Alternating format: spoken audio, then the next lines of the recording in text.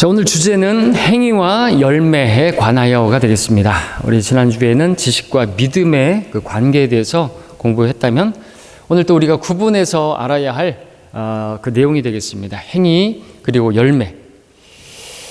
자, 행위는 육신에 따른 육신의 힘으로 얻게 되어진 그러한 일들이죠.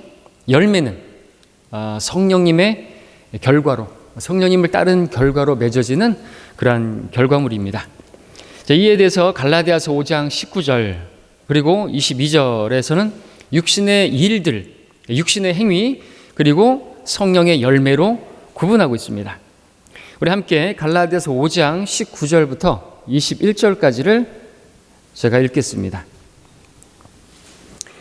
이제 육신의 일들은 분명히 나타나나니 곧 간음과 음행과 더러운 것과 음욕과 우상숭배와 마술과 원수매증과 다툼과 질투와 분노와 투쟁과 분열과 이단들과 시기와 살인과 술취함과 흥청거림과 또 그와 같은 것들이라. 내가 전에 말한 바와 같이 미리 말하노니 그런 짓들을 하는 자들은 하나님 나라를 상속받지 못할 것이라 말씀하고 있습니다. 그리고 22절, 23절에서는 성령의 열매를 기록하고 있죠. 자, 제가 읽으면 그러나 성령의 열매는 사랑과 기쁨과 화평과 오래 참음과 친절과 선함과 믿음과 온유와 절제니 그러한 것을 반대할 법이 없느니라 기록하고 있습니다. 자, 분명히 육신의 일들과 성령의 열매는 분명히 차이가 난다고 기록하고 있습니다. 예. 자, 그런데 행위와 열매 차이는 어떻게 날까요? 주님께서는 성도들에게 이런저런 일들을 하는 행위들을 요구하시는 분이 아니죠. 열매를 맺으라고 말씀하고 계시는 분이십니다. 자, 우리가 어떤 행위를 한다고 하라고 말씀하시는 부분들이 있지만 그러한 행위들도 우리 스스로 하라는 게 아니라 열매를 맺을 수 있는 열매로서 주님의 능력으로, 성령님의 능력으로 그 열매를 맺으라고 하시는 것이지 우리 스스로의 힘으로 그 어떤 열매를 맺으라고, 그건 열매라고 말할 수 없고 하나님께서 받아들일 수 있는 열매가 아니라 육신의 일들이라고 표현할 수가 있는 거죠. 그것이 이제 분명하게 그리스도 심판석에서는 다 육신으로 행한 것이기 때문에 나무나 짚이나 그루터기로 그것들은 다 특징이 죽은 것들인데 우리 죽은 것이 육신인데 그 육신으로 행한 것들은 다 불타 없어지게 될 거라는 것이죠. 우리 안에 계신 성령님, 그 능력이신 그 주님, 바로 그 그리스도를 통하여 우리가 모든 것을 할 수 있다고 했는데 그 능력이 되시는 그 주님으로 이룬 것들을 하나님께서 받으실 만한 것, 사실 우리가 우리 스스로 하는 것인 종교잖아요. 모든 종교들은 자기가 하는 거지 않습니까? 그런데 우리와의 신앙이 다른 것은 우리는 우리가 하는 게 아니라는 것이죠. 하나님께서 우리를 구원하셨을 뿐만 아니라 또 우리가 일할 수 있는 능력도 주셨고 또 우리가 성경을 또 보게 되면 우리가 하는 게 아니라 다 주님이 하시는 것이다 라고 말씀하고 계시죠. 우리는 아무것도 아니고 아무것도 할 수가 없는 사람들이에요. 우리가 주님을 떠나서는 아무것도 할 수 없고 주님을 통해서는 모든 것을 할 수 있다고 했습니다. 그러니까 사실 그거는 뭐 주님이 다 하시는 것이죠. 그래서 그 24 장로가 그 보좌 앞에 금면류관을 던지는 이유가 뭡니까? 내가 한 게 아닙니다. 주님께서 하신 것입니다. 바울이 고백했던 것처럼 내가 아니요 하나님의 은혜로다. 갈라디아서 2장에서는 내가 아니요 그리스도께서 사시는 것이라. 그래서 그리스도께서 다 하신 것이에요. 그래서 우리가 이것을 잘 알아야 우리가 겸손해질 수 있죠. 무엇을 하고 나서 내가 한 것이야, 내가 이룬 일들이야, 그러면 반드시 교만하게 되고 마귀가 원하는 게 그거라는 것이죠. 특별히 이제 목회자는 더더욱 그렇죠. 뭐가 잘 되고 교회가 뭐 부흥이 되고 사람들이 많아지고 뭐 어떤 성도들이 변화되어지고 그런 모습을 보면서 자기가 성경을 잘 가르치고 설교를 잘해서 그렇게 된 줄로 착각하면 안 되는 것이죠. 심는 자나 물 주는 자나 그죠? 아무것도 아닌 거예요. 잘하게 하시는 분은 하나님이시잖아요. 그 하나님께서 그 목사 안에서 역사하신 그 강력한 역사, 그 능력의 역사를 따라서 성도들이 변화되고 성장한 것이잖아요. 그렇죠? 그래서 우리는 그 일들을 분명히 구분해야 되는 거죠. 우리의 행위가 어떠한 행위인가를 구분해야 됩니다. 그것이 행위인가, 육신의 일들로 행한 것인가, 아니면 하나님께서 받으실 만한 열매인가, 곧 성령의 열매로 나타난 어떤 일들인가, 그것을 우리가 구분할 수 있어야 한다는 것이죠. 그것이 어떤 주님과 관련된 일이라 할지라도 육신의 행위로 이룬 것이 아니라 성령의 열매로 맺혀진 것이기를 바라십니다. 주님께서 이 땅에 오신 목적이 무엇이죠? 우리 요한복음 10장 10절 하반절만 읽어보겠습니다. 요한복음 10장 10절 하반절만 읽어보겠습니다.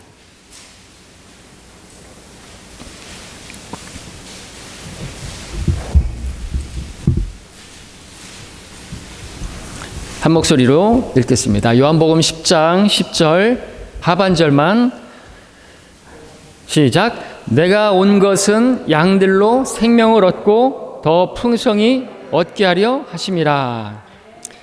주님께서 오신 첫 번째 목적은 생명을 얻게 하시기 위함이죠. 죄와 허물 가운데 죽었던 우리들을 살리시고 영생을 얻게 하실 목적으로 오셨습니다. 이것은 우리가 구원받는 것, 거듭남을 말씀하시는 것이죠. 둘째는 풍성한 삶, 즉 열매 맺는 삶을 목적으로 이 땅에 오셨다. 구원받은 성도가 이 땅에서 열매가 없는 빈곤한 삶을 사는 것은 결코 주님의 뜻이 아닌 것입니다. 요한복음 15장 8절도 함께 읽겠습니다. 요한복음 15장 8절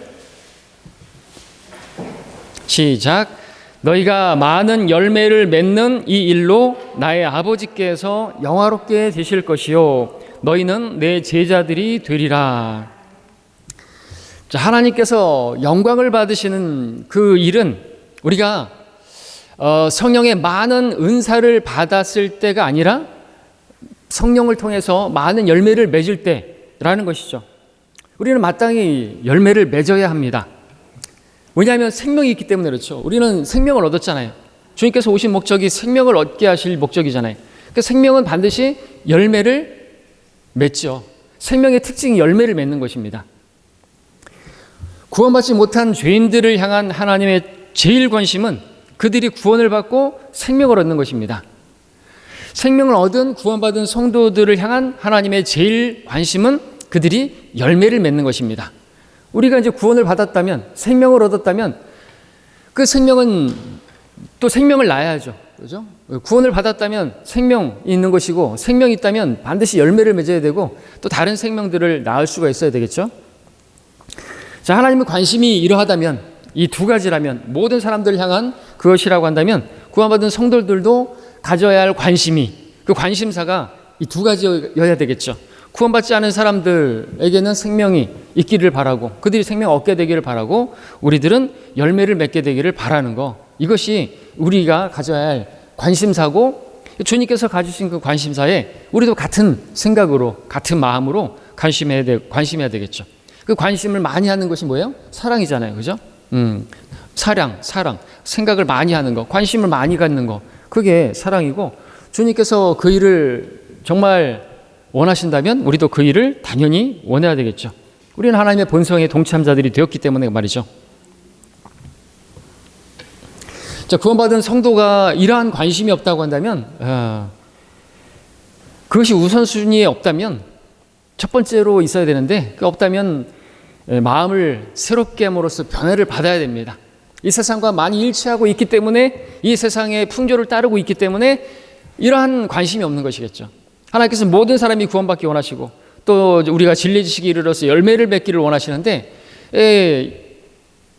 세상의 그런 풍조를 따르고 세상과 친구되고 그렇게 되면 안 되는 거죠. 헌신할 수 없고, 그런 성도는 반드시 마음의 변화를 받아서 이 세상과 일치하지 말고 마음의 변화를 받아서 나 자신의 몸을 하나님께 드려야 하는 것이죠.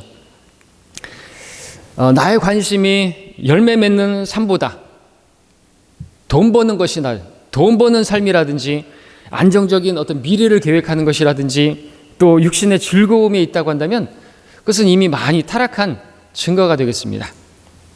요한복음 우리 15장 2절을 이제 보겠습니다. 요한복음 15장 2절입니다. 함께 읽죠? 시작. 내 안에서 열매를 맺지 못하는 가지마다 그분께서 제거해 버리시고 열매를 맺는 가지마다 정결케 하시어 더 많은 열매를 맺게 하시느니라. 자, 우리의 온 관심이 열매 맺는 삶에 있다라고 한다면 우리가 비록 힘들고 어렵고 이해되지 않는 어떤 사건, 사고, 고통 가운데 놓여 있다 할지라도 그 가운데서 우리는 불평이나 원망 대신에 감사와 찬양을 돌려드릴 수가 있을 것입니다. 왜냐하면 하나님께서 더 많은 열매를 맺게 하실 목적으로 가지치기 하시는 것이기 때문에 그렇죠. 우리 삶에서 열매 맺는데 불필요한 것들을 제거하시는 그 일, 우리 편에서는 아프고 힘든 일일 수 있겠지만 그것은 잠깐이고 그것은 또 다가 아니고 그건 대단한 건 아닙니다. 우리가 비록 건강을 잃는 것, 뭐 직장을 잃는 것, 사업이 망하는 것이라든지 뭐 태풍 피해이든 뭐 어떤 수해이든지 산불 피해이든지 사고이든지 그런 일 당할 수 있어요. 그리스도인들도. 근데 하나님께서 그런 일들을 허락하시는 분이세요. 그리스도인들에게도. 어떤 목적으로요? 열매를 맺게 하실 목적으로.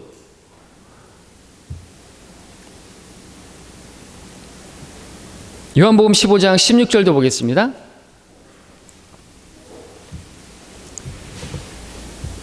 함께 읽겠습니다. 시작. 너희가 나를 선택한 것이 아니요 내가 너희를 선택하여 임명하였나니 이는 너희로 가서 열매를 맺게 하고 너희 열매가 남아있어 너희가 나의 이름으로 아버지께 구하는 것은 무엇이든지 그분께서 너희에게 주시게 하려는 것이라. 자, 열매 맺는 성도는 하나님의 간섭을 많이 받겠죠. 하나님께서 그만큼 열매 맺게 하실 목적으로 열매 맺게 하시려고 가지치게 하시고 징계도 허락하시죠. 누구에게 징계를 허락하신다고 성경은 말씀하고 있습니까? 사랑하는 아들들마다, 받으시는 아들들마다. 왜요? 열매 맺게 하시려고. 히브리서 12장 11절에서 말씀하고 있습니다. 징계가 당시에는 즐겁지 않고 슬픈 것 같으나 후에 그로 인하여 훈련된 자들에게 화평한 의의 열매를 맺느니라. 열매를 맺게 하시려고 징계도 허락하신다는 것이죠. 우리가 쓸데없는 것들을 관심하고 있고 또 세상적인 것들에 관심하고 있고 그럴 때 하나님께서 내가 관심하는 거, 내가 사랑하는 거, 내가 마음을 두고 있는 거 이런 것들을 다 불태워버리실 수가 있죠. 왜? 하나님은 사랑이시니까. 하나님은 질투하시는, 그 이름이 질투이신 분이시니까 하나님만 바라보길 원하는데 자꾸만 다른 것을 바라요. 내가 사랑하는 사람이 다른 남자를 쳐다보고 있어요. 다른 여자를 쳐다보고 있어요. 너는 내 앞에 다른 신을 두지 말라. 그게 뭡니까? 나는 너만 보고 있다. 그죠? 그런 하나님이라는 것이죠. 우리를 마음과 생각과 힘을 다해서 우리를 사랑하시는 분이시라 우리도 주님께서는 그러기를 원하시는 것입니다. 그렇기 때문에 우리가 어떤 죄를 짓는다든지 그러면은 징계도 허락하시는 것이죠. 살아계시기 때문에. 예. 만약에 징계가 없다. 이건 두려운 일입니다. 우리가 사생아가 아닌가? 내가 구원받지 않은 마귀 자식이 아닌가? 돌아볼 필요가 있다는 것이죠. 자, 열매 맺는 성도, 어떤 성도인 것인가? 우리가 좀 더 살펴보도록 하겠습니다. 누가 열매를 맺을 수 있습니까? 예수 그리스도 안에 꾸준히 거하는 성도죠.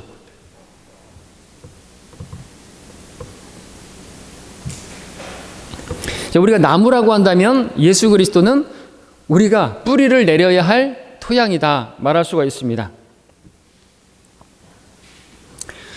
우리가 이제 포도나무의 가지라고 성경은 주님께서 말씀하시지만 우리가 나무, 또 하나님께서는 우리 사람들이 나무라고 말하고 있잖아요. 사람들이 나무처럼 걸어가나이다.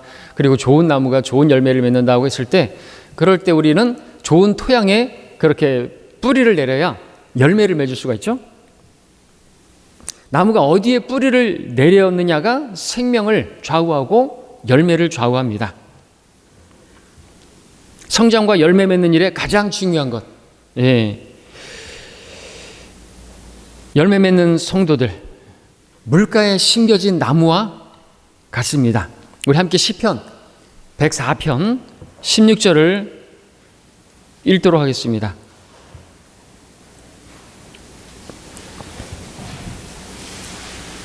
시편 104편 16절 말씀에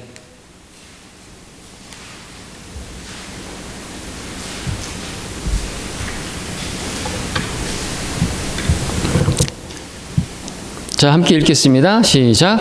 주의 나무들은 수액으로 가득 찼고 레바논의 백향목도 그가 심으신 것이라. 주의 나무들 수액으로 가득 찼고, 그러니까 이 수분을 뿌리가 쫙 빨아들여서 가득 찬 것이죠. 주님께서 심으신 것입니다. 우리가 정육적 적용한다면 우리는 주의 나무들입니다. 자, 시편 1편 3절도 보겠습니다. 시편 1편 3절입니다.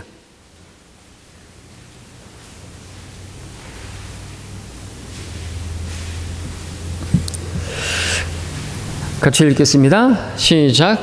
그는 강가에 심겨진 나무 같아서 계절을 따라 열매를 맺으며 그의 잎사귀도 마르지 아니하리니 그가 무엇을 하든지 번성하리로다. 문맥을 보게 되면 이렇게 강가에 심겨진 나무는 어떤 사람이죠? 주의 법을 즐거워하고 주의 법을 주야로 묵상하는 그러한 사람이죠. 하나님 말씀을 그렇게 계속해서 빨아들이는 것입니다. 말씀의 물을 빨아들이는 것이죠. 그러면은 그 수액으로 가득해서 열매 맺는 것은 자동이다라는 거죠. 성령의 열매를 맺고 또 드러나는 열매를 맺는 그 사람은 그렇게 우리가 뒤에서 보겠지만 하나님 말씀을 묵상하는 사람, 하나님 말씀을 많이 그 안에 채우는 사람이 열매를 맺는 사람이다라는 것입니다.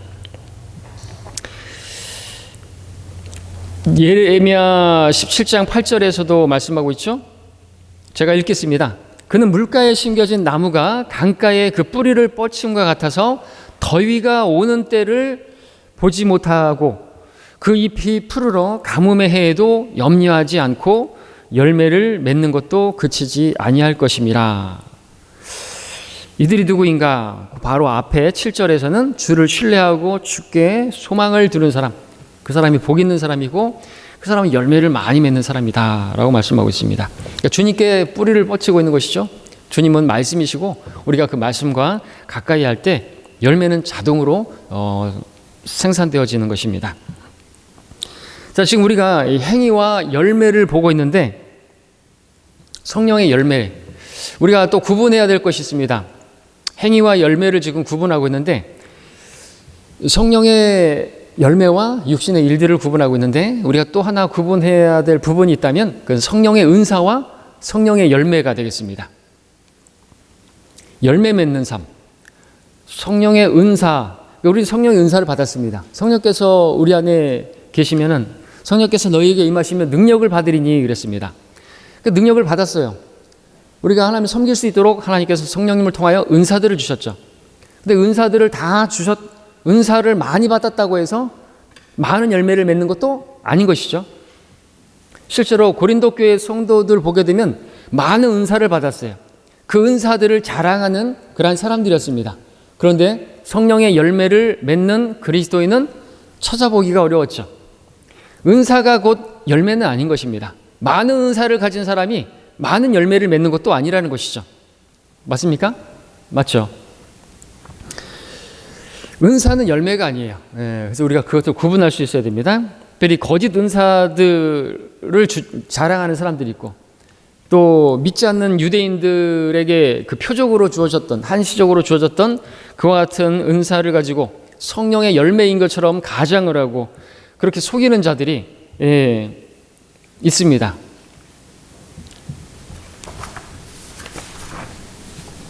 뒤집어져 있지? 자, 우선 구원받은 성도는요, 어떤 열매를 이미 맺었느냐, 또 그걸 보게 했는데, 이미 거룩함에 이르는 열매를 맺은 사람이다라고 말씀하고 있습니다. 우리 함께 로마서 6장 22절을 보겠습니다. 로마서 6장 22절.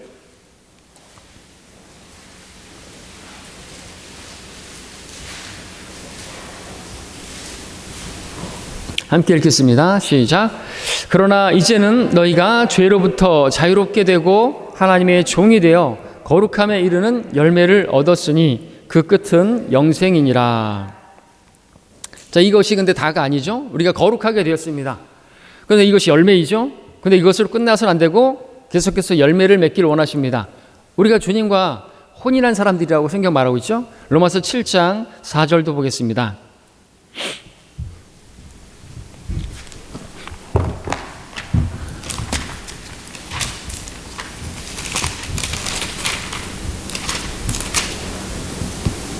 그 7장에 그 문맥에 보면 이제 남편이 있는 여인이 나오고 있고 그 남편이 바로 우리 혼이고, 그 옛 남편은 이제 죽은 것이고 그 육신이 죽었기 때문에 우리가 새로운 남편과 결혼을 하게 되는데 그 새로운 남편은 바로 우리 신랑이신 예수님이시고, 그렇기 때문에 7장 4절에서는 이렇게 기록하고 있죠. 나의 형제들아, 이런 연유로 너희도 그리스도의 몸으로 인하여 율법에는 죽었나니 이는 너희로 다른 사람 즉 죽은 자들로부터 일으켜지신 그와 혼인하게 하려는 것이요 그리하여 우리로 하나님께 열매를 맺게 하려는 것이라.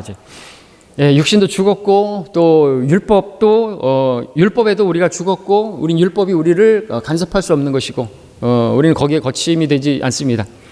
우리는 주님과 이제 혼인했습니다. 자, 혼인하게 되면 열매가 있어야 되겠죠. 혼인을 했으면 부모님들은 이제 열매를 기대하잖아요. 언제 손주가 생기나, 언제 열매가 맺혀지는 것인가. 자, 근데 남자 대 남자, 여자 대 여자, 이 동성 결혼을 하게 되면은 열매가 없죠. 때문에 열매가 없는 그 동성애는요, 그 에베소서 5장 11절에서 말하고 있는 열매 없는 어둠의 일이라고 말할 수 있죠. 그것은 책망해야 할 일인 것이고, 그건 분명히 죄라고 성경이 말씀하고 있기 때문에 동성애는 성령의 열매와 반대되는 게 뭐예요? 육신의 일들이잖아요. 그 육신의 일들 가운데 뭐가 나와요? 갈라디아서 우리 아까 봤지만 5장 19절에서 그 일들은 분명히 나타나는데 곧 간음과 음행과 더러운 것과 음욕과 이런 성적인 것으로 쭉 처음 시작하죠. 예, 더러운 것, 간음하고 음행하고 그뿐만 아니라 더러운 짓을 하고 음욕이 이제 불일듯 일어나서 뭔 짓을 하느냐? 로마서 1장 27절 보겠습니다. 로마서 1장 27절을 보게 되면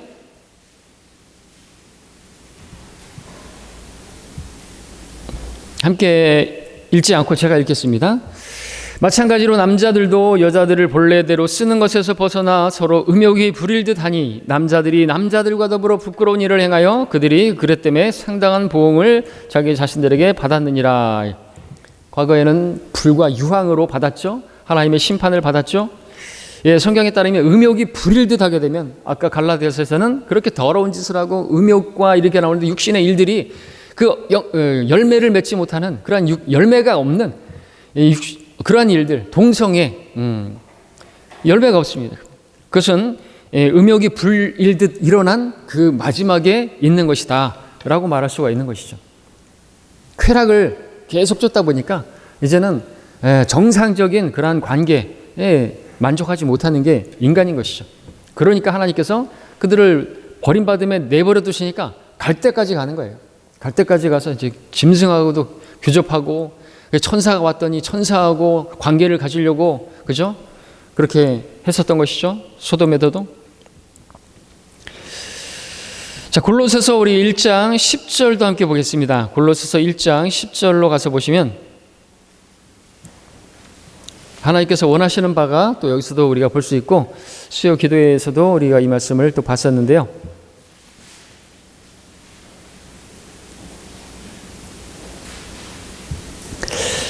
우리가 합당히 행하기를 원하시죠? 주님께. 자, 함께 읽겠습니다. 시작.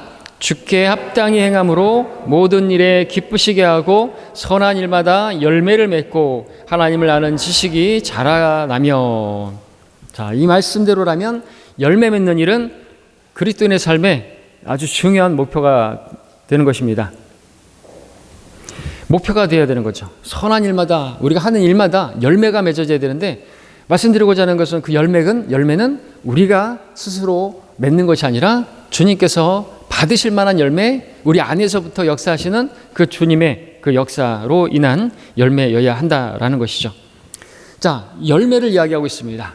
행위와 부분에서 열매 맺는데 조건이 필요합니다. 몇 가지 조건이 필요한데 간단하게 두 가지를 크게 말할 수가 있습니다. 첫 번째는 그 식물들도 이제 어떤 그 열매를 맺기 위해서는 그 뭐 조건들이 필요하잖아요. 좋은 토양이 필요하고 광합성 작용이 필요하고 햇빛이 필요하고 비가 필요하고. 그런데 우리도 열매 맺기 위해서는 성경이 말씀하시는 것은 뭐냐? 첫 번째는 내가 죽어야 한다라는 거죠. 열매는요, 행위와는 반대라고 지금 말씀드리는 것이죠. 열매는요, 죽지 않고서는 맺혀지지 않습니다. 반대로 육신의 행위, 육신의 일들은 반드시 살아야 돼요. 죽음은 일이, 어떤 행위가 나타나지 않잖아요. 이게 완전히 대비가 된다는 것이죠. 성령의 열매는요, 반드시 육신이 죽어야만 열매를 맺을 수가 있는 것이죠. 요한복음 12장 24절 보겠습니다. 요한복음 12장 24절에서 우리가 잘 아는 말씀 읽도록 하겠습니다.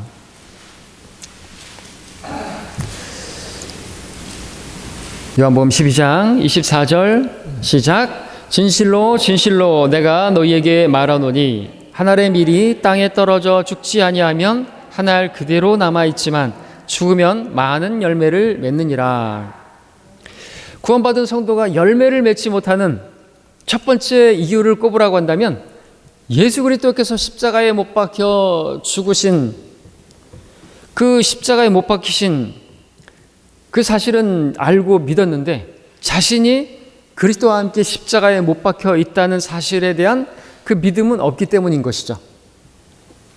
십자가의 죽음에 대한 믿음이 없다면 자기 부인의 삶이 불가능하게 되죠. 뿐만 아니라 그 갈라디아서 5장에서 말씀하고 있는 것처럼 그 욕정과 정욕을 십자가에 못 박고 세상에 대해서도 나도 십자가에 못 박혔노라는 그 승리의 선포를 할 수가 없게 되는 것입니다. 그래서 반드시 죽어야 합니다. 열매 맺기 위해서. 내가 살아있는 한, 육신이 살아있는 한, 육신의 일들, 육신의 행위, 그것이 아무리 주님을 위한 일이라 할지라도 하나님께서 받으실 수 없는 그러한 일들이 되고 행위가 되는 거죠. 하나님께서는 우리의 행위를 원하시는 게 아니라 열매를 원하시는 것입니다. 그 열매가 하나님께서 하신 일이고 하나님께서 받으시는 것이고 우리는 그걸 하나님께서 하셨기 때문에 하나님께 돌려드리는 것이죠. 또 그렇게 돌려드릴 줄 아는 사람, 내가 한 게 아니요 그리스도께서 하신 것이라고 그렇게 돌려드릴 수 있는 사람에게 하나님께서 면류관도 씌워주시는 것이고요. 근데 그냥 성령님과 상관없이 자기가 많이 했다, 그 사람은 그 씌워줄 면류관도 없으니까, 왜 면류관이 없어요. 그러니까 다시 돌려드리지도 않을 것이고 씌워줘 봐야 돌려드리지 않을 것을 알기 때문에 씌워주시도 않겠죠. 자기가 했으니까.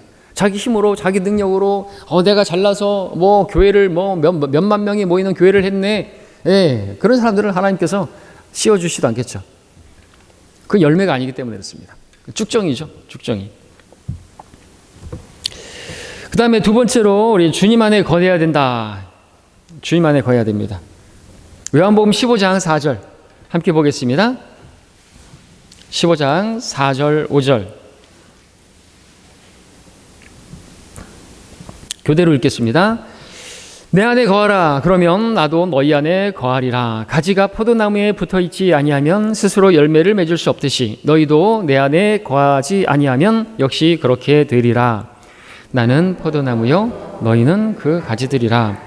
그가 내 안에 내가 그 안에 거하면 그는 사람은 많은 열매를 맺느니라. 이는 나를 떠나서는 너희가 아무것도 할 수 없기 때문이라. 그렇죠. 진실로 주님 없이는 우리 아무것도 할 수 없습니다. 그러니까 주님 없이 한 것들은 아무것도 아닌 것이 되는 거예요. 아무 열매도 없는 것이에요. 하나님께서 열매로 인정하지 않는 것이 되겠죠. 자, 성령의 열매에 대해서 좀 더 우리가 살펴보도록 하겠습니다. 갈라디아서 5장 22절 23절을 아까 읽어봤죠. 성령의 9가지 열매가 나옵니다. 주의할 것은 그 9가지라고 해서 성경은 복수로 열매들이라고 말하고 있지 않고 단수로 성령의 열매라고 말씀하고 있다는 것입니다. 그것은 성도들 개개인에게 종류대로 주어지는 성령의 은사들과는 달리 다르다라는 거죠. 성령의 은사들은요 복수예요. 다양합니다. 하나님께서 각 사람에게 필요한 대로 이것도 주시고 저 사람에게는 저것도 주시고 이것도 주시고 하시는데 성령의 열매는 어떤 분에게는 사랑만 주시고 어떤 분에게는 기쁨감 주시고 어떤 사람에게는 친절만 주시고 어떤 성도에게는 선함만 주시고 그러지 않으신다는 것이죠. 성도들이 그리스도 안에 거하고 주님의 뜻에 순종하고 자기를 죽은 것으로 여기고 십자가를 지는 삶 살 때 주님의 그 성품 안에서 드러나는, 주님의 성품이 성도 안에서 드러나는 그것이 열매인 것입니다. 성도들 가운데 이 성령의 열매를 마치 성령의 은사들처럼 오해해서 나는 사랑은 있는데 절제가 없다든지, 나는 믿음은 있는데 친절이나 나는 선함이나 이런 것은 없다든지, 이런 말들은 성령께서 발설케 하는 말과는 전혀 상관없는, 성령과 상관없는 그러한 헛된 말일 뿐입니다. 하나님께서는 성령의 은사를 나눠주시듯이 어떤 사람에게는 절제를, 어떤 사람에게는 친절을 이렇게 주시는 분이 아닌 것이죠.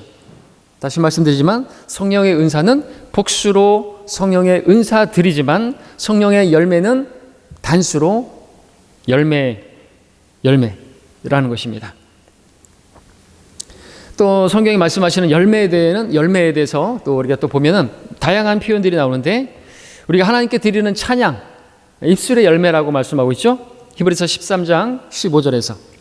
또 우리 아까 골로새 1장 10절에서 봤던 것처럼 우리가 선한 일마다 열매를 맺기를 원하신다고 했는데, 역시나 그 또한 우리 안에는 선한 것이 없다 그랬잖아요. 우리 육신 안에는 선한 것이 거하지 않다 그랬죠. 우리 안에 그런데 선하신 그 하나님 한 분 외에는 선한 이가 없는데, 그 하나님이신 주님께서 우리 안에 거하셔서 일하셔서 열매를 맺게 될 때 그 선한 일마다 열매를 맺는 그것을 선한 일을 열매라고 말씀하고 있고요. 로마서 15장 28절에서는 헌금도 열매라고 말씀하고 있습니다.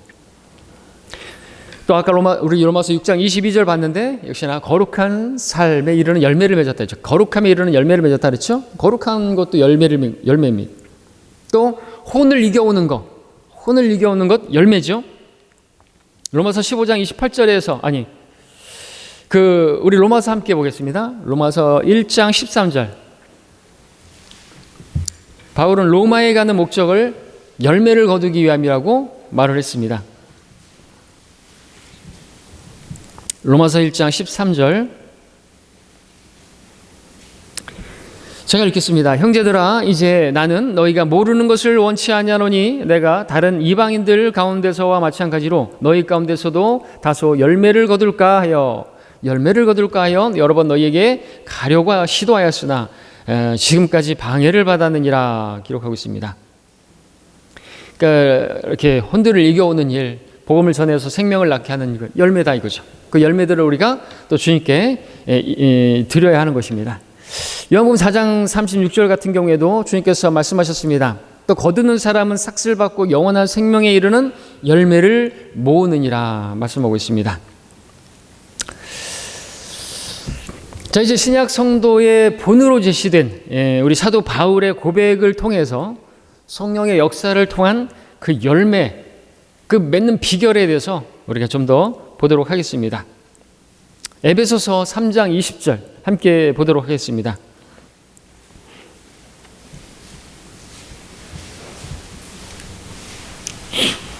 우리가 자주 많이 보는 말씀이죠. 에베소 3장 20절 말씀입니다. 함께 읽겠습니다. 시작. 이제 우리 안에서 역사하시는 능력을 따라 우리가 구하는 것이나 생각하는 모든 것보다 훨씬 풍성하게 행하실 수 있는 그분께. 우리는 우리 스스로 주님을 위해서 일하는 것이 아닙니다. 그것은 앞서 말씀드렸던 것처럼 그것은 종교입니다. 그것은 힘든 것이고 고행입니다. 그리스도인들은 그리스도인 안에서 역사하시는 그 능력을 따라서 행하는 사람들인 것이죠. 그 능력에 따라 그 능력이신 주님을 순종하면 그렇게, 그죠? 그리고 그 주님, 또 그 주님은 또 그리스도의 영이고 성령이시고 삼일체 하나님이시니까 너희가 성령이 임하시면 능력을 받으리니 그 능력으로 행하는 사람들인 것입니다. 골로새서 1장 29절도 함께 보겠습니다.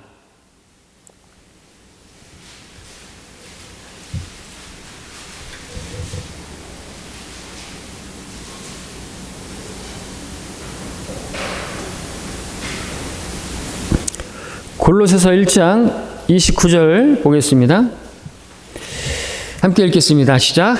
우리가 그를 전파하고 각 사람을 훈계하며 모든 지혜로 각 사람을 가르침은 각 사람을 그리스도 예수 안에서 온전하게 제시하려는 것이라. 이를 위하여 나도 내 속에서 능력으로 역사하시는 그분의 역사를 따라 수고하며 애쓰노라. 1장 29절.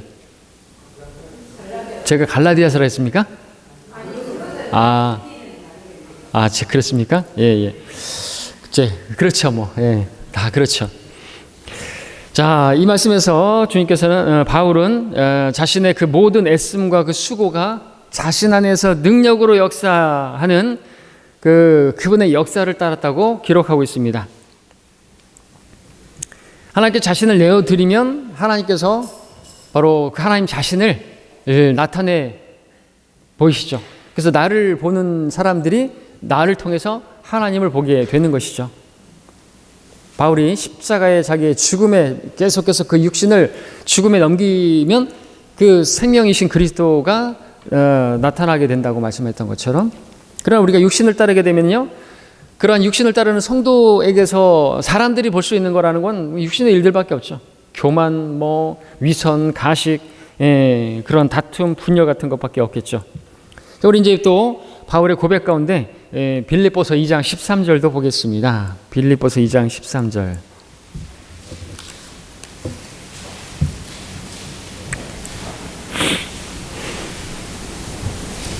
빌립보서 2장 13절.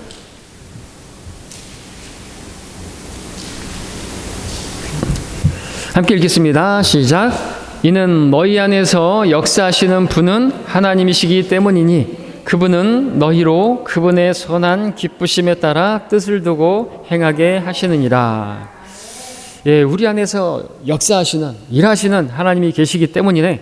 우리는 그분의 그 선한 기쁘심의 뜻을 또 우리에게 또 두시고 행하게 하시는 그 주님이 계시다는 사실. 그래서 우리가 그 주님을 바라봐야 하는 것입니다. 내가 아니라 주님을 바라보는 것이 우리의 믿음이죠.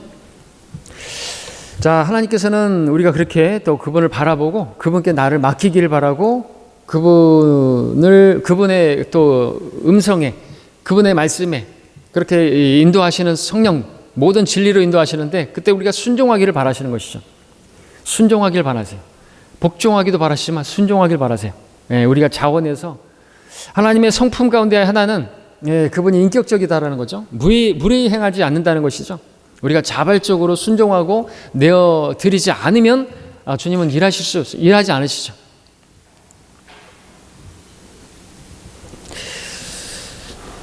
자, 이제 성경은요, 성령님과 관련해서 금지사항을 알려주고 계시는데 그것을 함께 보겠습니다. 그러니까 우리 지금 계속 성령님의 능력, 성령님의 열매를 보고 있잖아요. 우리가 행위가 아니라, 일이 아니라 열매를 맺어야 된다고 했는데 그 열매 맺기 위해서 우리가 필요한 것, 당연히 성령님에 대해서 말씀하고 있는 이 금지사항 3가지를 말씀을 드리면, 에베소서 4장 30절의 말씀에서 제가 읽겠습니다. 하나님의 거룩한 영을 슬프게 하지 말라. 너희가 그로 인해 구속의 날까지 인치심을 받았느니라 그랬습니다. 자, 우리 안에 계시는 성령께서는 성령께서 이렇게 인도하실 때 우리가 불순종하게 되면은 슬퍼하시는 것이죠. 성령님께서 바로 인격이시기 때문에, 신격을 가지신 인격이시기 때문에 슬퍼도 하시고, 기뻐도 하시고, 하라는 일에 순종하지 않을 때 성령님이 슬퍼하신다. 근데 우리가 기뻐할 수 있다. 문제가 있는 것이죠. 마냥 기쁠 수는 없는 거죠. 우리가 죄를 짓는데 막 내가 즐겁다? 성령께서 내 안에서 슬퍼하신다라는 것입니다. 그래서는 절대로 열매 맺는 삶을 살 수가 없겠죠. 성령의 열매를 맺어야 되는데, 또 데살로니가서 5장 19절에서는 성령을 소멸하지 말라고 말씀하고 있습니다. 성령께서 하지 말라고 또 하는 일을 계속해서 한다, 계속해서 간다, 그러면은 성령이 소멸하신다는 거죠. 이게 성령님께서 우리를 떠나신다는 게 아니라 성령께서 안 계신 것이나 마찬가지. 그러니까 로마서 1장에서는 계속해서 하나님께서 역사하시고 또 깨닫게 하시고 돌이키게 하시려고 하는데, 돌아오지 않는다면 내버려 두시죠. 버림받은 마음에 내버려 두시니까 온당치 않은 일들을 계속해서 행하게 되는데, 그거는 이제 그들에 대해서도 그렇겠지만 우리 그리스도인들도 마찬가지입니다. 하나님께서 포기하시는 것이죠. 하나님께서 포기하신다고 해서 하나님께서 그 성령께서 떠나시는 것은 교리적으로는 아니지만, 전혀 상관없는, 믿지 않는 사람하고 똑같이 살아가게 되고 전혀 열매가 없게 된다는 것입니다. 과연 구원 받았나? 정말 그런 생각이 들 만한. 또 데살로니가서 4장 8절에서 성령님을 경시하지 말라는 그런 말씀을 하고 있습니다. 그 문맥을 보게 되면 주님의 몸된 성전, 성도들, 다른 성도들을 업신여기고 무시하고 하와 그와 같은 그런 것들이죠. 열매라고 하는 것은 우리가 성령님의 열매다라고 했을 때 뭐 사랑과 기쁨과 화평과 오래 참음과 뭐 친절과 선함과 믿음과 온유와 절제, 다 이것이 사람하고 관련된 거잖아요. 그죠? 사람에게 친절하게 하는 것이고 사람을 사랑하는 것이고 사람에게 선하게 대하는 것이고 사람에 대해서 선하게 대하고 믿고 온유를 하게 대하고 절제하고 하는 거잖아요. 사람과 관련되는 것이잖아요. 그런데 뭐 교회에 대해서 성령님을 경시하게 되면, 성령님을 멸시하게 되면, 성령님을 상관없이 살게 되면은 교회를 무시하게 되는 것이죠. 당연히 열매가 없는 것이죠. 열매는 성령님에 의해서 맺혀지게 되는데 말이죠. 자, 그래서 이러한 세 가지 금기사항을 분명히 말씀하고 있습니다. 오히려 성경은 그래서 에베소 5장 18절에서 함께 보겠습니다. 에베소 5장 18절 아주 중요하죠. 그래서 성령님과 관련해서 금기사항만 말씀을 드리는 게 아니라 아주 중요한